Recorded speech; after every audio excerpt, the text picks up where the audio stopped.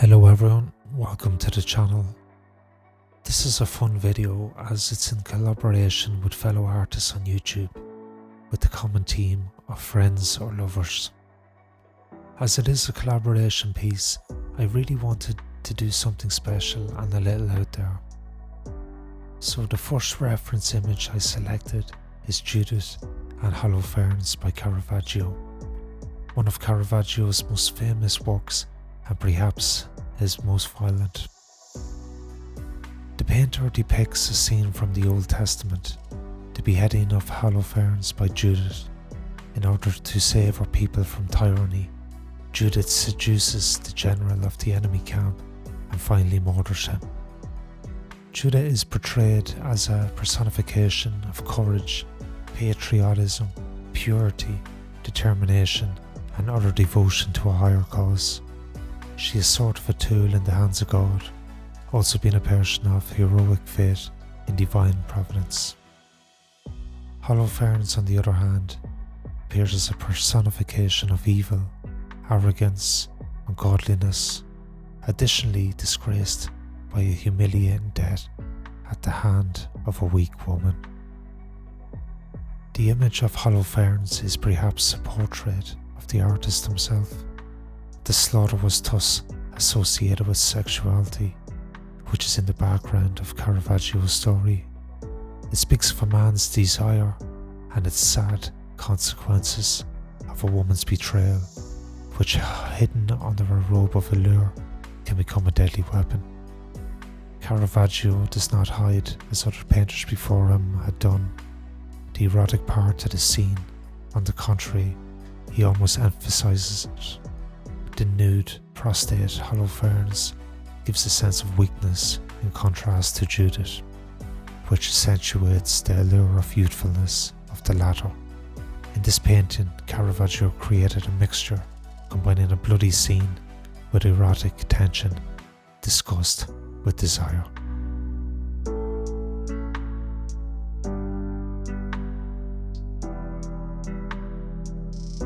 For the second reference image, I wanted to touch upon the biblical story of Adam and Eve, with reference to love and desire. However, I wanted to incorporate a darker, demonic element to the drawing. The story goes as follows. The first man and woman are in God's Garden of Eden, where all creation is vegetarian and there is no violence. They are permitted to eat the succulent fruits of all these trees except one, the tree of the knowledge of good and evil. The woman is tempted by a talking serpent to eat the forbidden fruit, and gives some to the man, who eats also. God curses all three, the man to a lifetime of hard labour, followed by death, the woman to the pain of childbirth, and to subordination to her husband, and the serpent to go on his belly and suffer the enmity of both man and woman.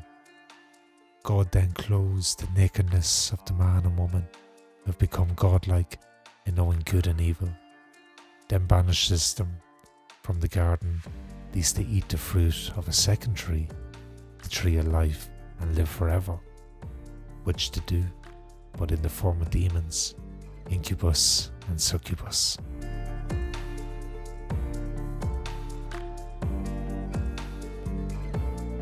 The origins of Valentine's go back to a pagan festival which was held in February. To begin the festival, members of the Luperci, an order of Roman priests, would gather at a sacred cave where the infants Romulus and Remus, the founders of Rome, were believed to have been cared for by a she-wolf or lupa. The priests would sacrifice a goat for fertility and a dog for purification. They would then strip the goat's hide into strips, dip them into the sacrificial blood, and take to the streets, gently slapping both women and crop fields with the goat hide. Far from being fearful, Roman women welcomed the touch of the hides because it was believed to make them more fertile in the coming year. Later in the day, according to legend, all the young women in the city would place their names in a big urn. The city's bachelors would each choose a name and become paired for the year with his chosen woman. These matches often ended in a sumptuous marriage. Lupercalia survived the initial rise of Christianity but was outlawed as it was deemed unchristian at the end of the 5th century when Pope Gallius declared February 14 St. Valentine's Day. It was not until much later, however, that the day became definitively associated with love. The Catholic Church recognises at least 3 different saints named Valentine or Valentinus, all of whom were martyred.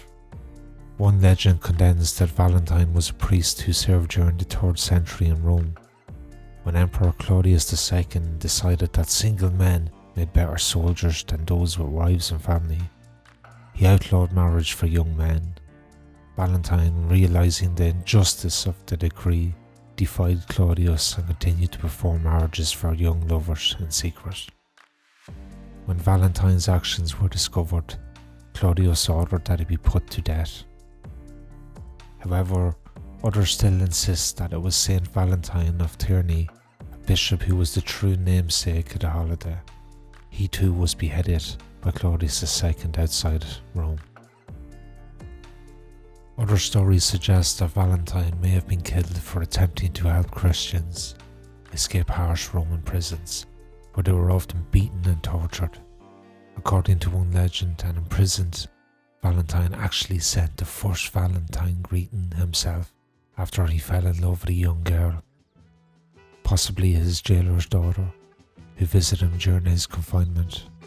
Before his death, it is alleged that he wrote her a letter signed, "From your Valentine," an expression that is still in use today. Although the truth behind the Valentine legends is murky, the stories all emphasize his appeal as a sympathetic, heroic, and most importantly, a romantic figure. So I really hope you enjoyed this video, as I had a lot of fun putting it together. When I started, I didn't really have an exact idea of what I was going to do, but I just allowed the creative process to take over. Kind of what started out as one little story, I just went down a rabbit hole reading about different mythologies, the Romans, saints and demons. I had so much fun, and it was a learning experience for sure. So if you enjoyed the video, please subscribe, as this gives me the drive to keep making more videos. And thanks everyone for taking the time out to watch. Take care.